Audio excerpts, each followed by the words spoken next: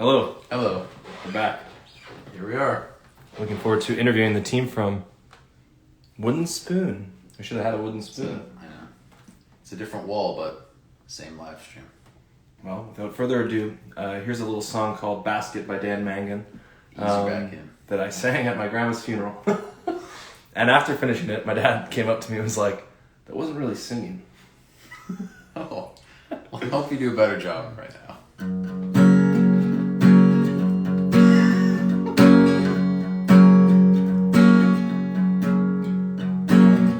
We are young, we have years ahead. Maybe we might fall in love or fall apart. Fall apart before it ends. Well, we should try to start. So I'll go, but I'm telling you I don't wanna go. Could be stuck here and happy. There's a puzzle that I work on endlessly, and I've got the sides and all the corners. There's a space. Yeah, there's a space. Lost some pieces I can't replace.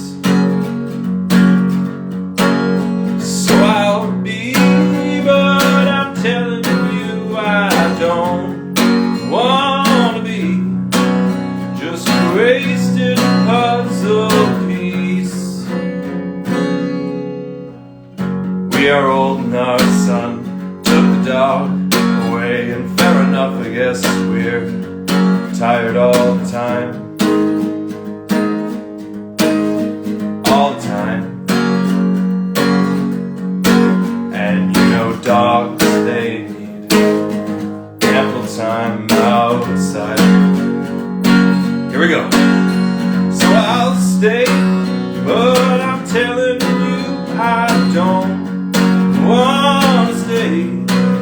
So I'll brace myself against the wall and hope to God that I don't fall. My bones are worn, my hip won't hold. I used to be so young, how did I get so old? Won't you take my cane and hold my hand? You're holding on to all I have, just a basket full of memories. And I'm losing more each day it seems. And if I can make it to the street, I'll steal a car or a bike, whatever there is to steal. And it might get cold, I just don't care. I'm going till I'm getting there. I'll ride my steed all through this town till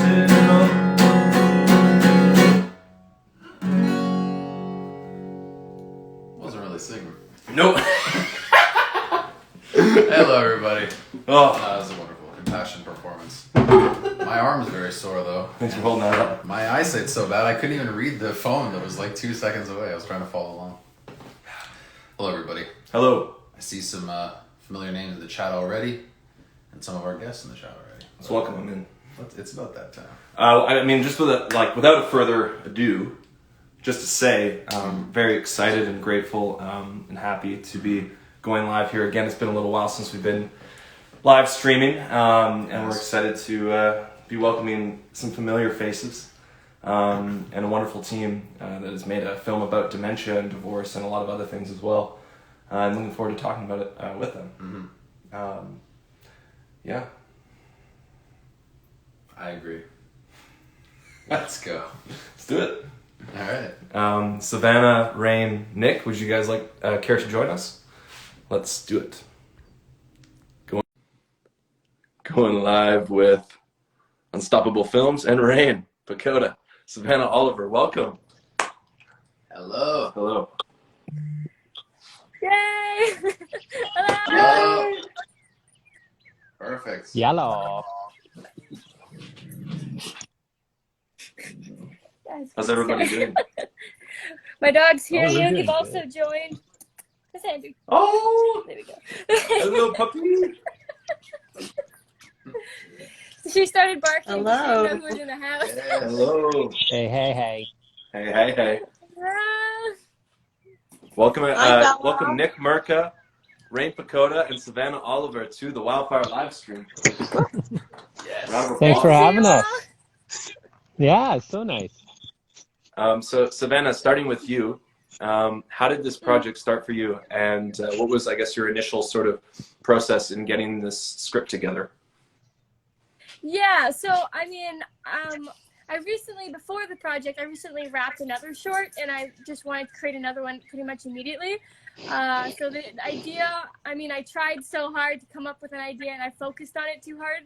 So probably months went by until I actually came up with the idea of Wooden Spoon, and it kind of came naturally after I stopped focusing so hard. Because a lot of people around that time, I just noticed in my family and my friends group were struggling with elders that had dementia or family members that had dementia and were going through it. So I just kind of really what I did is take stories from them and build Wooden Spoon. So Wooden Spoon is kind of based on a true story, but like several true stories that I've kind of intertwined and it became one. I guess for those that don't, those that watching that might not know, give us a little description of, I guess, the story of Wooden Spoon itself. Yeah, so it's a short film about a young woman who's simultaneously trying to care for her dementia-stricken mother, as well as going through an ugly divorce and trying to work out that with her son, with a troublesome ex. Well, speaking of that ex, who's played by the lovely, the wonderful, the very talented Nick Mirka, I guess over to Nick. How did you sort of come by this role, and take us through what it was like to work with Savanna as a director and being an actor? Oh, fun. Well, I mean, as soon as I saw the casting, I love the heart and the intentionality behind the project. It seemed layered, and those are always the projects you will kind of want to be a part of. And there's passion obvious through Savanna's write-up of the synopsis and the characters. So like I mean, I try and do a bunch of things when I act, but when I'm really interested in projects more, it's because the director or writer or producers have put more effort into, even the casting call. Like you could see when someone's like, oh, this person really cares about this project, and when you're on a team, as you guys know from Wildfire, it's exciting. There's momentum there. So I saw that. I also love breaking stereotypes. So I seem too nice to be the villain, which I'm dark, right? I feel like the villain would be an easy thing for me to be. But someone's like, you look too kind to be mean. I'm like, oh, thanks. Well, I can be mean. I can be a jerk. Anyway, this one, Savanna wrote the perfect jerk because he's supposed to be kind of charming. Like you can kind of understand, like you're like, oh, like you could see what Rain's character once actually fell for. So that's kind of fun. But behind that mask of a nice car and well dressed and all that stuff and a smile is a villain, a narcissistic villain who really wants to exert power over his ex, and really just torment her, which is just awful. So that was it. I was interested in that. And Savanna kind of, in terms of her direction and writing, she wrote a character that wasn't supposed to be a black and white villain. Like she wrote some complexities to my role anyway. She wrote complexities to all the characters. So that helps when you have a director who's not like, hey, no, like this is how you have to stay in your lane. It's like there's a bunch of gray, and so her encouragement was to not go too evil with it, and then also not go too nice with it. And it was nice. There's a lot of playfulness in the takes, A lot of good energy too. That was the other thing. Like Rain and I, when we went back and forth, like it felt more like a stage play a lot of the time. So, like when she was pissed, that momentum would just go, or it was really nice. We got to play out the scenes fully, pretty much all the time, I think, which is nice. You have an energy with your cast mate, and it was fun to play together. Thank you, Nick, for that wonderful answer. Um, Rain, we're no stranger to working together and seeing what your approach is like in developing character and going for it. What was the process like for you to develop your character here? And then also in terms of the work you do before you get to set, and then obviously the work you do on set. Okay, let's see. That's a 3-point question. So, Dan's favorite kind of question. let's see. What do I do before I get to set? That's the first part. Like, what is your process for developing the character before you are shooting it and on set? Okay, well, let's see. I mean, the first step's usually like reading through the whole script, because every single character is playing some kind of role in evoking the theme of themes of the film. And so every scene in a well-written script, every scene is there to propel that development forward. So it's kind of a matter of breaking down the different acts, and then breaking all of those down further, and then teasing out like where the for some acting group that I work with calls the wins and the losses for either of those kind of conversations. So in this one in particular, it was basically between love and family, and then conversely control. So there's a lot of, for example, on the side of Nick's character, he strives to be in control, and most of the time is in control. And of course, by doing that, he's also, on purpose or inadvertently, really putting up blocks around his connection with his family, which for better or for worse includes me. And so even though he might be winning all the time when he's doing that, he's also really losing that ability to connect in a meaningful way. So conversely, on my side, I'm also struggling with the sense of control. But again, each time I do that, I'm also pushing my connection with my family away. So it's a struggle through the whole film to really balance that out. Like, can you navigate those sections of life where it's just not within your control to go through, and to be able to put the hearts and needs of your loved ones first. So when I was kind of going through and developing this, I was touching base in my heart, and and going through in my mind different people in my life that I care about deeply, that in one way or another are vulnerable, whether that would be for a mental situation, or just the fact that they're very young, and so that comes really easily to me of the the concept. For example, I have a little nephew who at the time when we were shooting this would have been about 5, which was pretty close to the age that the son in the film is.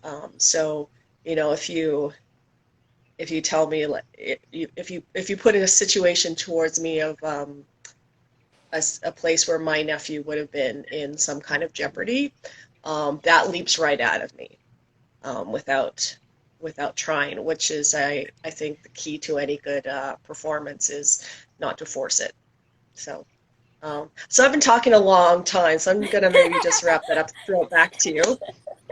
Going back to Savanna, with a script like this, dealing with these heavy themes, and I'm sure there's a lot of intense scenes. I'm curious about just creating the set environment, what that was like between takes, and kind of the interplay between you and the actors. Yeah, well, I mean, it was a very dark script, but I also I tried to not keep it really dark, just the overall storyline, because having a movie that's just completely depressing the entire film is not fun to watch at all, and I really just did not want to do that. So there are moments in the film where it's kind of funny, like one of the last scenes. When you guys see the film, you'll know exactly what I'm talking about, and I do chuckle every time I see it. So just moments like that were really good, and the only times I feel on set, it was just an overall very positive vibe. I liked how everything was going. There was never really stress, I found, other than just the general making a movie stress. But other than that, I mean, the only stress that I saw foreseen problems on the set was just the COVID worries at that time, because COVID was still really, really hot. Even more so than it was now. So that was my only worry, and we were filming in a very small house. And I mean, a crew is a crew, and this was my first time on set since the pandemic even happened. So I was really nervous at first, because I was how am I going to do this? I want everyone to be safe. We're dealing with so many different age groups. I don't want anyone to get sick, even if it's just the flu. I don't want that. So that was my only big stress on the film set. But other than that, everyone wore their mask. We kept distance. I kept people out of the house when there's too many people around. I was get out. And otherwise it was good. But Go sit in your cars, she go. Yeah, everyone in your cars, get out. But me and the cast, I think I pretty much clicked as soon as we met each other on Zoom call. So I never really struggled to get through to any of you guys. You just kind of picked it up like that. So it was just go, go, go. I only had few notes, and it was just minor tweaks throughout the filming. But they had their characters down pat. So my job was pretty easy overall. This one over to Nick. As an actor, you're given, I guess, a menu sort of selection of choices to make in a scene. Take us through, I guess, the moment-to-moment sort of, I guess, experience of working with Savanna on set and going through some of those choices with your character.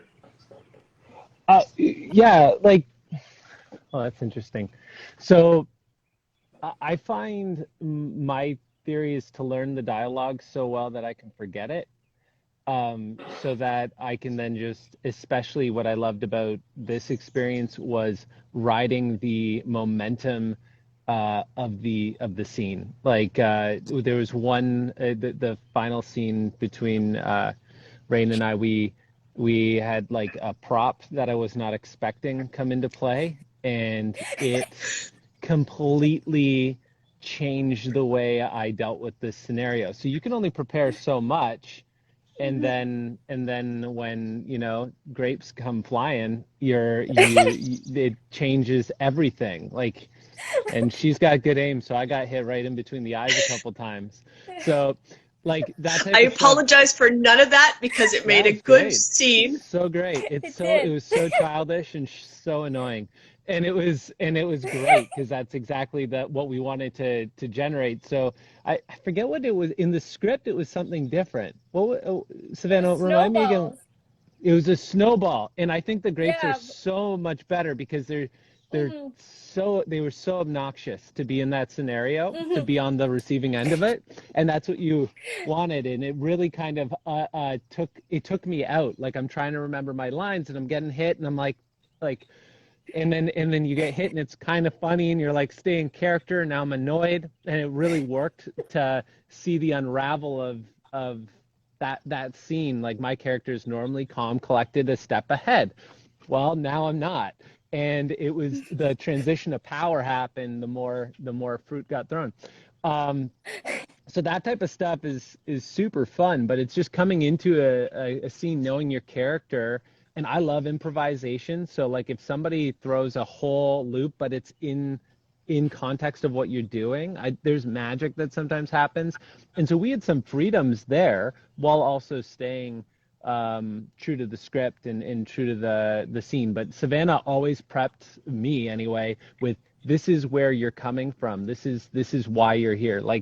when I'm introduced, I'm just showing up, even though I'm picking up my kid later on in the day, more to show off my flashy car to my ex and show how good I'm doing and give her the rent money and be schwarmy. It's like I have nothing better to do with my time than to just show up to kind of to show off to someone. And so like Savanna really like gets me in the headspace. So it's like I'm my character comes in like not being being dickish, but I'm more like, hey, like I'm like trying to be overly happy. Meanwhile, your furnace is broken. No big deal. So anyway, it was a lot of fun. It's a lot of fun. That's how I prepare. Love it, love it. Okay, over to Rain. I mean, so we kind of talked about the development of the character before, and I guess some of like the personal sort of like experiences you can pull from to then apply to the character to really have whatever the emotion is like kind of like leap out of you and the expression there. I'm just curious about like, I mean, you do a lot of work on the script and really analyzing everything and how all the characters interchange with one another. So I'm just curious, like at this stage in the journey, like I don't know, I guess what part of the process was I guess just the most sort of exciting for you about this? Oh, Or like what wow. got you going? Like what really like drew you to, I guess, your passion for this and going for it? For this particular project. I mean, I really liked the when I looked over the casting call, the different characters, the storyline. I like the nuanced layer of the different challenges that that my character Robin is going through, because it's not just the divorce, it's not just, you know, her mother with Alzheimer's, it's not just being a single mother to a young child, it's everything all at once, plus the extra stress of the lingering and poverty, which is essentially what she is dealing with.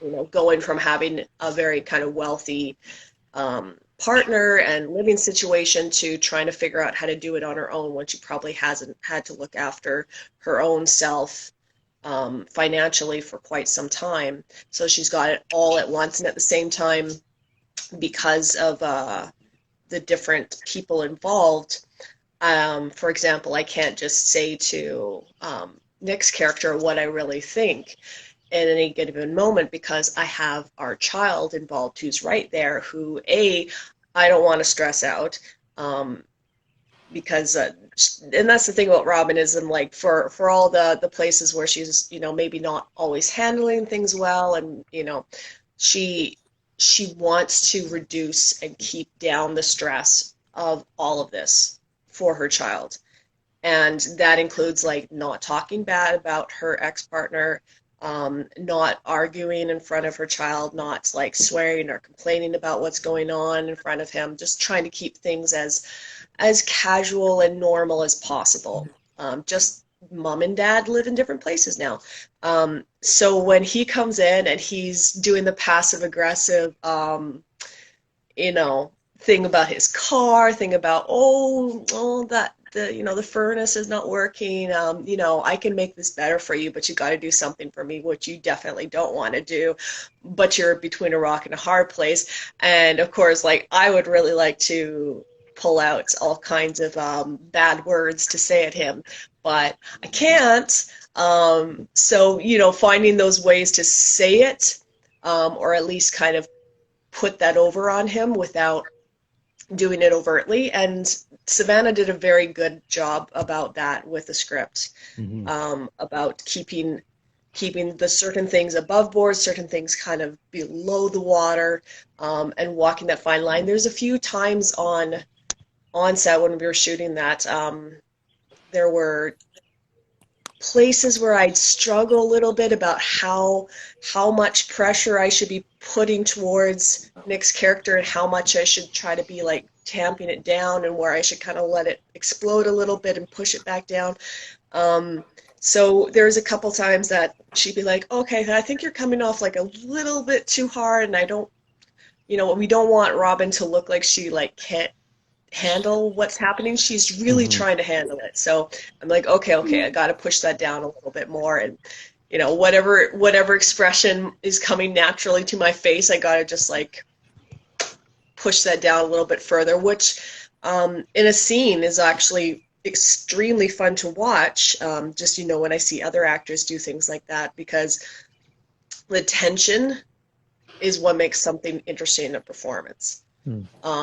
And someone can be doing absolutely nothing, but you can see that boiling within them, the like desire, the want, the almost like increasing raging need to say something, and knowing what the consequences are if you do, so you don't.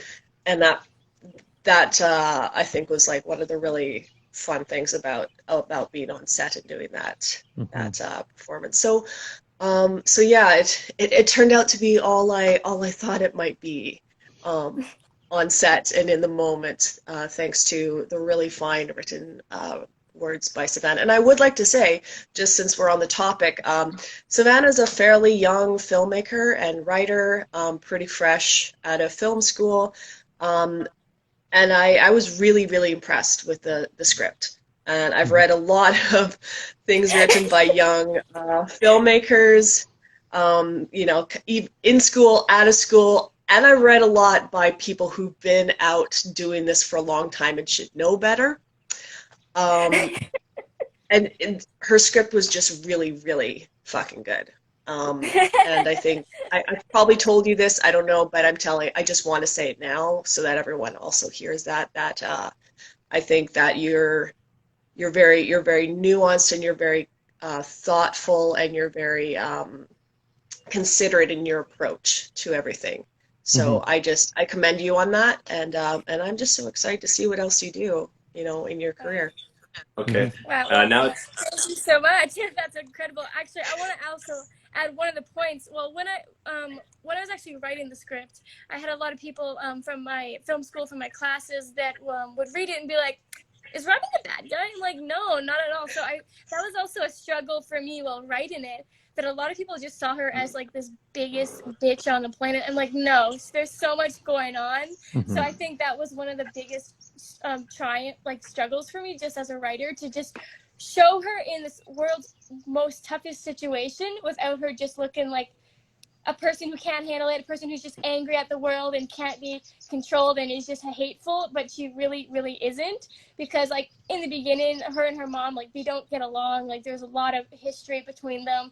So is she the best caretaker to her mom? No, not at all. But she's like the only one she's got. But there's like guilt on both parties, where they're both trying to deal with the guilt and try to like make amends before it's too late, because this is a disease that there's no going back from it. You have it, and you're just going to have to make the best of it when it happens. So there was just a lot of that just in the writing as well, that I was just trying to like, all right, let's not make this so depressing.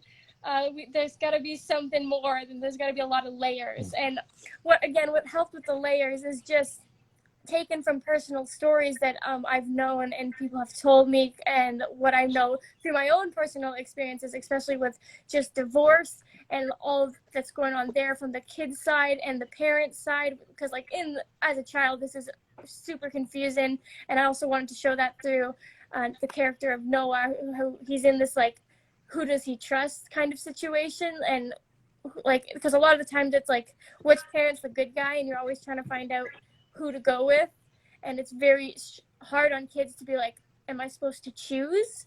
Like, who am I choosing, my mom or my dad? Like, that's an impossible question to have. So Noah, the character, also he likes both his parents, but he's of course he's aware that like they're not getting along, and he's always in this place where he's worried about having to choose which one. So he's just kind of a very quiet child, and Robin sees that, so she's also trying to make it easy for him and not talk about Shane in a bad kind of way. But yeah. Thank you, Savanna, for that. I guess just to sort of, because we're going to transition very shortly to talking to a few of the crew members. Thank you, Nick and Rain, for coming. I wanted to, Savanna, give you the opportunity to just, compliment these two and talk about, and just talk about, just like talk about how they really helped you say what you wanted to say with this film. And not just these two, the whole ensemble cast that you have here, and I guess just, how they helped you tell your vision. Well, honestly, I pretty much knew exactly who I wanted to pick through the casting choice. Like, luckily, I had lots of options, but as soon as I saw Rain and Nick, I was like, yep, casting's done. We're good. Nice. Like, as soon as I saw your, like, for your performances and the way you brought to the characters, like, you guys understood it, like, immediately. And I was like, these are exactly the people I want to cast. Like, there was no question in it. I looked out to my producers and I'm like, we know who we're casting, right? They're like, yep. And so you guys were pretty much immediately chosen. I wasn't like days where I was like, oh, I don't know. I was like, nope, these guys are exactly what I want. They're perfect. They bring so much to the characters. And like, again, you guys were like really incredible.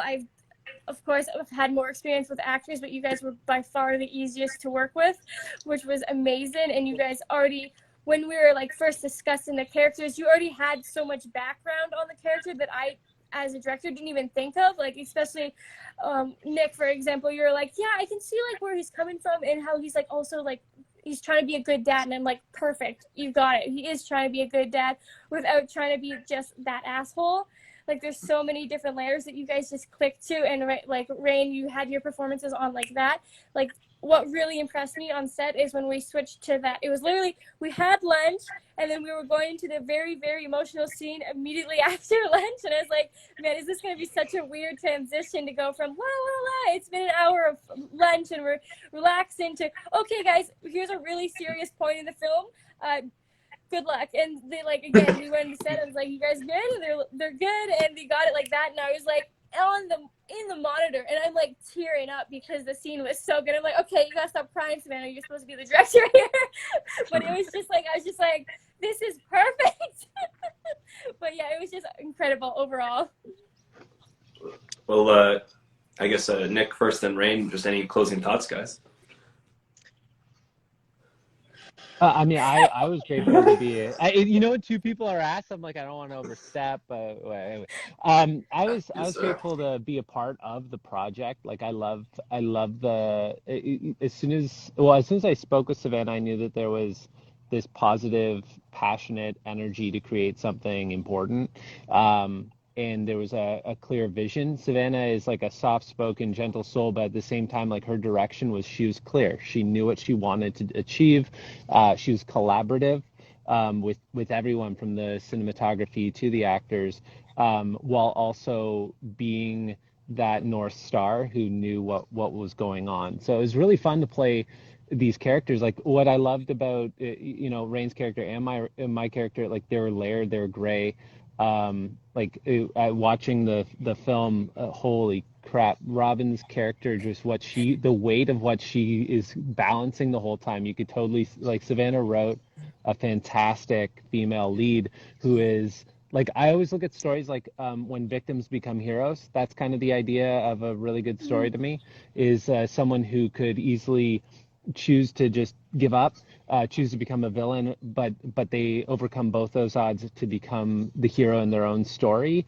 And Robin is in such a deep predicament of poverty and life circumstance that it was really rich. So it was really nice I love being able to be a part of that project and to see it come to shape and to work with Savanna and Rain and the whole crew. Is just everyone was wanting to create something great, and that's a gift. So thank you.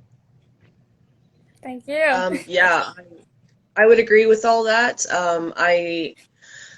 I felt like that the set, like the crew and the set, was really well run. And again, that doesn't always happen for younger filmmakers on fresh out of school, like knowing what they're doing, COVID. having Oh my gosh. having a vision, yeah, being able to like point to different people in different times and move everything together towards the goal. So it was a very smoothly run set, and despite the different emotional and stressful scenes that we bounced around between, had fun. I had a lot of fun on it, and I also want to give a shout out to Jean and to Ewan, who played my mom and my son respectively. Jean was she's a retired teacher, and had always done some acting here and there, and now that she's retired, gets to kind of focus on that a little more now and have fun. and I think like she and I really enjoyed hanging out on set and doing that. And Ewan's a young kid who's still pretty fresh to the game, and his openness and willingness to try things was great. And it took us a little time on set to kind of build our rapport and figure out where the trust was. But he has just a really bright and fun soul, and I just had a lot of fun working with Ewan. So yeah, he was great. He was really awesome. And again, like, he was so young, and he is newer to the acting game, so I was a little bit nervous at first because I was like, okay, well, I'm kind of new to directing children, and he's kind of new to being directed, so I was like, oh man, this might be interesting. But no, he was like super professional. I was like, you don't even seem new. Like, he was so great. He was so easy to work with. Everything he did was kind of like, yep, you've got it on par. He also, like, I found a lot of the times he would also go with the scene, like where he might not get every line right, but he'd still stay in character, and he'd still go with the scene. He wouldn't just stop and freeze and be like, I've messed up. Like, he just kept going. So even the few times he maybe forgot a line, it didn't even matter because he was still in character, which I think is so very important. So yeah, I see a very bright future with him. Yeah, I saw him a couple months ago for a project his parents were working on with him for his agent, and yeah, he's doing good, and I'm really excited and proud of him for pursuing this, and picking up his different skills about learning lines and stuff like that. And because should have had him on the live stream. Yeah. Is he not the star of this film? You guys like what? We love Ewan. Are you kidding me? He's the best. He's the best.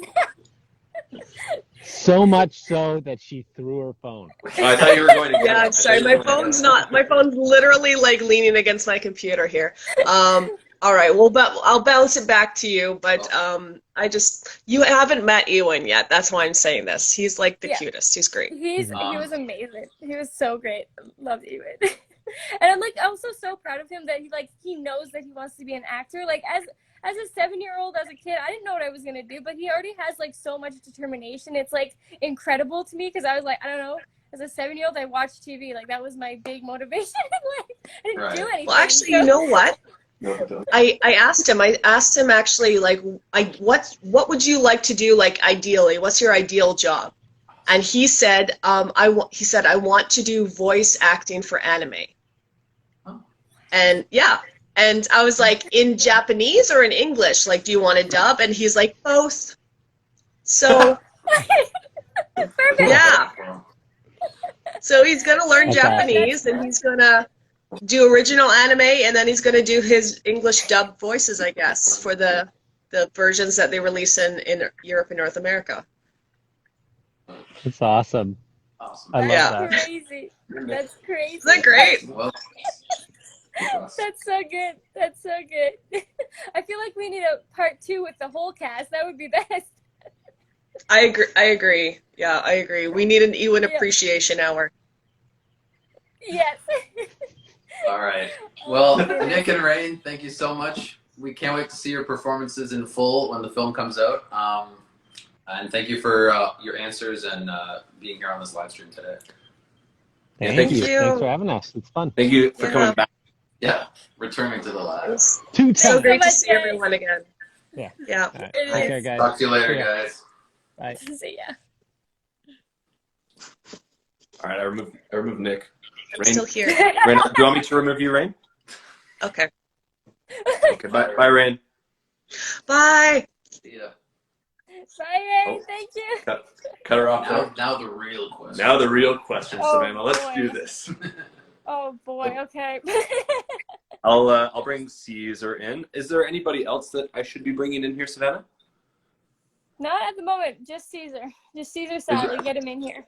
Oh, there Cesar! he is. Hello. Oh. Welcome to the live stream. Thank you for having me. I was trying to figure out how do I join, and I never. How are you, sir? Long time no see. I know it's been a while since we did a Bulgler. My way I rolled the work for me, so it sounds weird. The burglar. The burglar. Yeah, there you go. Cesar was our lovely first AC on The Burglar, and you were the director of photography, cinematographer on Wooden Spoon. Congratulations on this collaboration, guys. This is awesome. And thank you, Cesar, for coming on over. And I guess, Savanna, you have some nicknames for Cesar? Oh yeah, well, we go back and forth constantly. The banter is nonstop with us. Every post I send, he goes, lame. I'm like, thank you, Caesar salad. And then he just goes on for 20 minutes. Do you have any for Savanna, Cesar? I don't know. Usually there's a lot. Usually I just tell her. But it's a brother-sister relationship, I find. You know. It's yeah. Well, we've known each other since. But then we also are like very like brother-sister. You know, that makes sense. Yep. Well, so we've actually known each other since Toronto Film School. So we've has been 4 or 5 years now? We've known each other? Something like that. So, and he's also been on my other 2 previous shorts, like all my student shorts, anything I've done for fun. I just like he's like the immediate like call, are you free Saturday? And he'll be like, yeah. I'm like, okay, cool. So I'll see you at this time. And he'll just show up with his camera, bring your camera, Cesar, and then he's there. Even if I'm not free, she'll be like, okay, you're coming. I'm like, okay. So you're free now. So on Wooden Spoon, at what stage of the process did you enter into this film? I know you've worked with Savanna on previous shorts. So how early were you brought in? Pretty much work almost all the way through. Because definitely we did have a lot of talks during pre-production, especially when it came to creating the shot list, seeing what equipment we will need, what camera will work. Like, should I bring my camera? Should we rent a camera? Would this color will work with the camera? What kind of lighting and stuff like that. So there was definitely a lot of talks from pre-production. Yeah, I pretty much sent him the script immediately, so he knew like right away. It's like, hey, we're doing this, right? And he's like, okay. What was your approach with this one, Cesar, as far as just like, I guess, sort of the tone, and I guess I did see that you guys had like a pretty decent crew, like some nice lighting setups, some exterior stuff going on, as well as interiors. But I guess what were you trying to do stylistically with this one that may be different, or trying something new for you, Cesar? Yeah, well, usually I try to take inspiration from like other directors, and I feel like that's a fairly common thing. For example, I like one of the shots that we did from the wide that you see the house, and you see Rain sitting down, and I wanted to kind of like belittle her a little bit, since that this is a stage that she's feeling really like troubled, and I want to make her feel small in the frame, kind of like for a director that does this a lot. It's Denis Villeneuve, where he makes the characters during their stage of low self-esteem and stuff like that, they look really small in frame. So definitely Denis Villeneuve was a great inspiration in there. I don't have a style per se, because I think, if it tells the story, then it tells the story. Yeah. So definitely Savanna showed me a few films that she wanted the look to look similar to that, which I think it was the 3 Billboards, I think it was called. Yeah, okay. I love that film. That film was actually a really big inspiration just for this film, because the mom character was, again, so incredible, I thought, and you could really feel for her in the 3 Billboards. So I was like, I kind of want to have that kind of idea, that kind of feeling through my film. So with these shots, like, we didn't want to do anything crazy because it's a drama. So we almost kind of wanted to have more of like, I don't know how to explain this, like more of just a natural feeling, like you're there. Like, I don't need any like whip pans or anything crazy, just like really static. You're there, you're feeling it with this. Like, the shot will match the mood. So it's like slower moving, and when it's crazier, then the shots are more chaotic. It was really, the shot list was really just hugely motivated on the motivations of the characters. I found more in my previous films where, like, in my first film I did was a thriller, and that one was more like, with me and Cesar, it was more technical and like colorful, and there was like I do feel one like of the shots. that one was a lot of experimenting when we did that first short film, because we were, Yeah. I think, Savanna's what's it called? It was the final thesis for Savanna, and definitely there's I got a friend to get us a red camera with the gimbal. Oh, okay. And on the first day we couldn't even figure it out. All was chaos, but really good. And but definitely was a lot of experimenting, and I feel like a lot of from that film we brought it into this one. Especially when it comes to like handling the crew, handling a little bit of the scheduling when it came around to like doing the setups and stuff like that. Take us through the team that you had on this one, Cesar.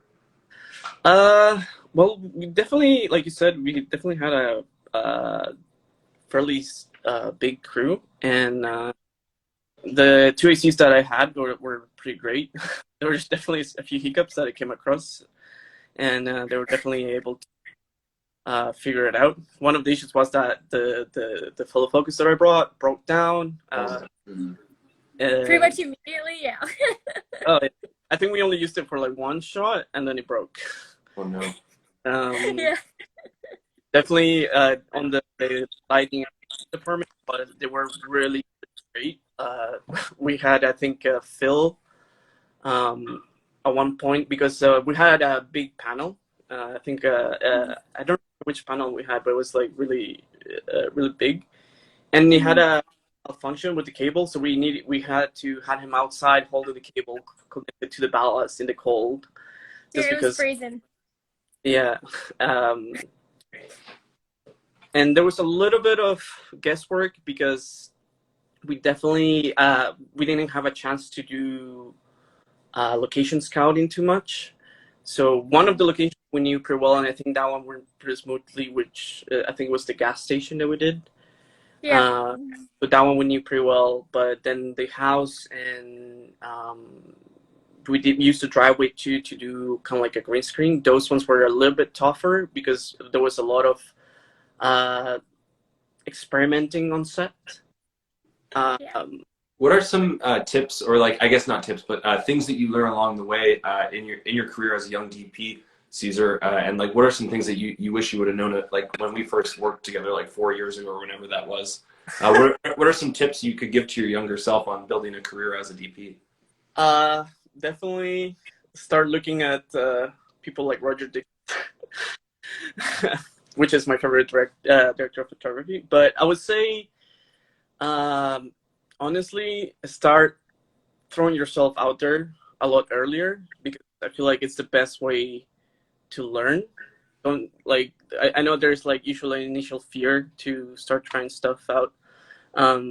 Do more photography, because I think photography definitely comes in handy. You start to like understand how the lens work, how like image compression looks in the lens.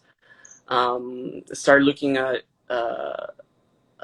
movies that you might be interested in this style, and that's what I was mentioning. Like watching like people like Roger Dickens, like watch his work, like try to like deconstruct his work, try to deconstruct their lighting. That's something that I tend to do very often. I'll just go online, watch YouTube videos of like his movies or other directors that I like the movies, and I try to deconstruct their setups. How would I, with what I have, how would I be able to recreate that? What else? In terms of this film specifically, what did you learn along the way? Along the way, definitely. I would say one of the biggest things that at least I wish I would have done is definitely the scouting, because I feel like the scouting definitely gives you a huge idea of how you're gonna play the lighting, how you're gonna play the scene, how the camera movements are gonna be. Why are they gonna be static? Where is the camera gonna be? Do you want the camera here, close to the table? Do you want the camera on the table? You want the camera behind the window, on the window? Are you gonna put this light here? So definitely the location scouting gives you a lot of that, and that's something that I don't think we had much in this film. Yeah. This is a two-way question for both of you. We'll start with Savanna. What keeps you two, working together? What brings you back to each other creatively? And I guess what is it like sharing ideas with each other and that level, creating that level of collaboration over the years? Yeah, well, me and Cesar are a pretty good team. Like, a lot of our ideas are very similar. Like, I can explain something in a really terrible way and he'll still understand it. Like, he'll have a lot of motivations that I will have motivations for. And I mean, like, Cesar's always down to try things. He's really open to anything I suggest. Even if he thinks it's dumb, he'll still be like, okay, he'll tell me why it's dumb, but then he'll be like, we'll try it. And normally, if it works out, then I get to laugh at him, or vice versa. But yeah, no, we've always worked pretty well together.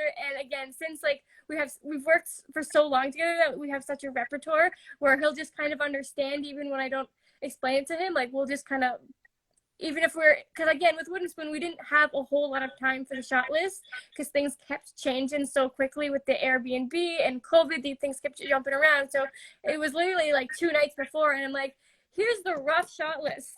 We need to get this down to less of a rough shot list before we go to camera. And he's like, okay. But again, like, we knew what we were doing in the sense that we both had the same ideas for the motivation. So it kind of just made sense. Like, I give him a bit more leeway. I'll be like, I need a medium shot, make it look nice, do your thing, Cesar. And then he'll go and make it look great. And I'll tweak it if so, what we need or what we don't need.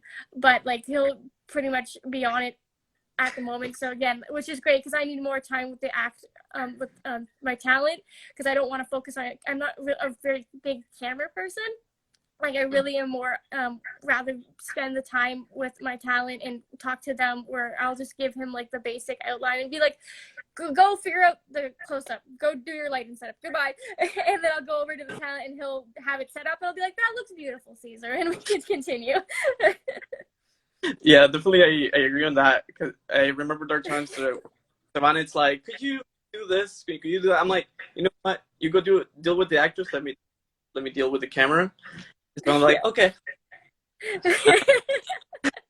Nick and I enjoy directing things together, where we're able to sort of like go off, and I can go hang with camera and he can hang with cast. So I know almost nothing about tech specifics, but yeah, I just know how I like things to look, and that's pretty much, Exactly. Yeah, exactly.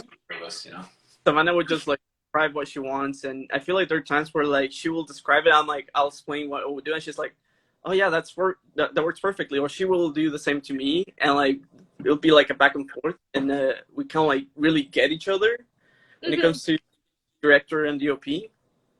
And I feel like there's like a really strong chemistry when we're on set.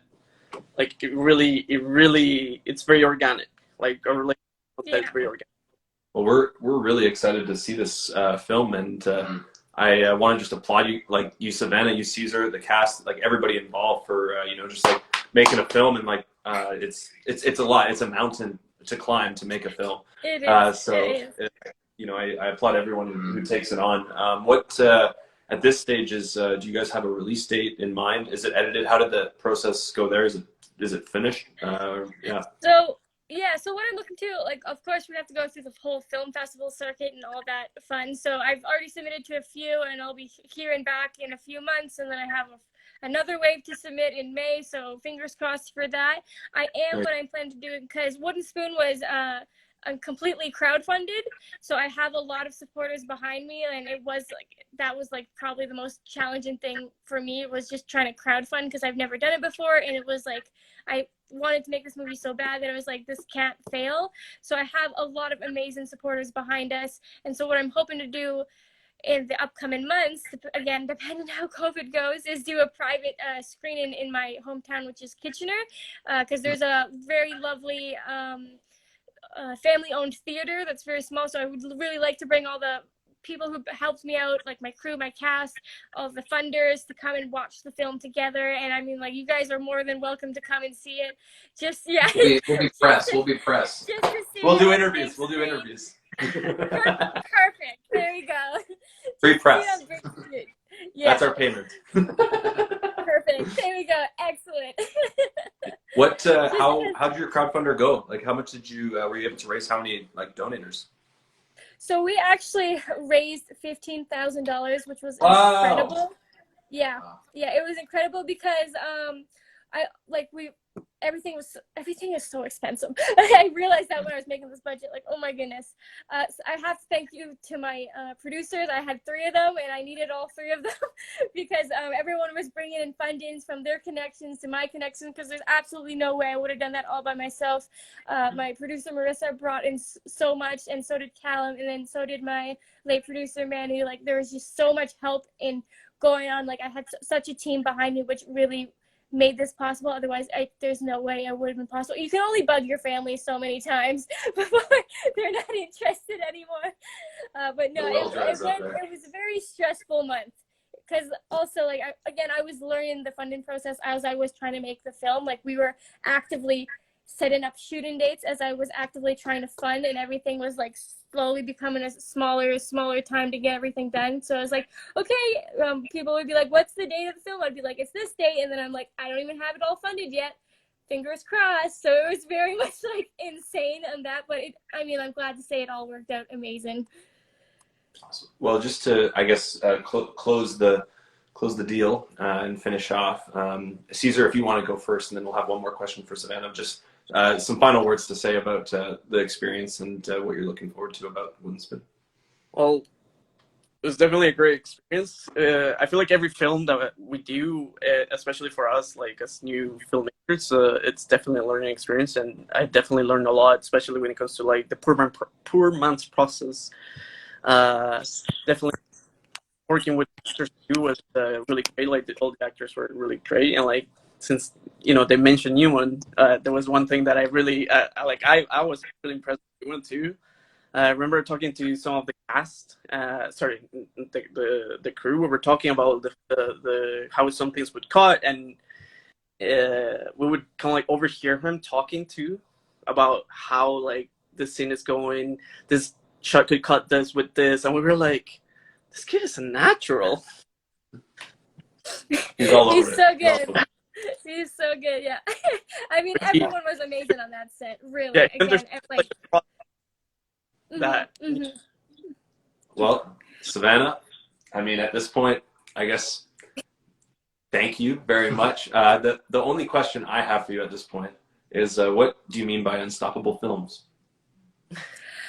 So, okay, Unstoppable Films, there's 2 parts to it, because I'm sure you've noticed my very bizarre logo, which a lot of people think it's an alligator dog head, which I'll take. It's actually based on my dog, who's 12 now, and she's kind of inspired me in the corniest way I can say, because I'm a huge dog person. She kind of brought me out of my shell, because I was a very quiet kid, kind of like Noah was in my film. I've almost based him on me a bit, and so having that dog almost like inspired me to be more outgoing, and then I kind of like found myself in film and moved even more. So that's why I made it unstoppable, because nothing stops my dog, and so now I will also be unstoppable, and nothing will hopefully get in my way, and I'll just continue making films forever. I have no plans on retirement. I love it. That's great. Yeah, I could say behind that, because definitely there's some stuff that I've seen Savanna go through. At least in Toronto Film School, and like she just keeps going. So definitely the unstoppable kind of like suits her. So Love it. Well, whenever you guys have any like news to share about the film or want us to get the word out, if you need anything, obviously we'll do that press for you at that private screening. Just let us know. And Nick, very exciting. Thanks to both of you, Cesar and Savanna, and as well as Nick and Rain.